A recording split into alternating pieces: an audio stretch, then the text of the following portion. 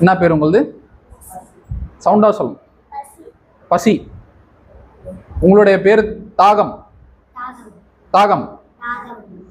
உங்களுடைய பேர் தூக்கம். தூக்கம். உங்களுடைய பேர் ஓய்வு. உங்களுடைய பேர் இல்ல, உங்களுக்கு இப்ப கொடுக்கப்பட்டிருக்க ஒரு பரிசு மாதிரி கையில் இப்படி வச்சுக்கோங்க. எல்லாரும் 4 பேர் இப்படி வச்சுக்கோங்க. இப்ப இவங்களுக்கு கொடுக்கப்பட்டிருக்கிறது என்னது? அடுத்து அடுத்து இன்னொரு வாட்டி சொல்லலாமா?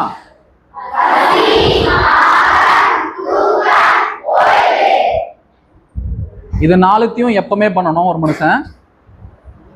இது 4த்தையும் நமக்கு ஏதாவது ஒரு தொந்தரவு வரப்ப கண்டிப்பா பண்ணியே ஆகணும்.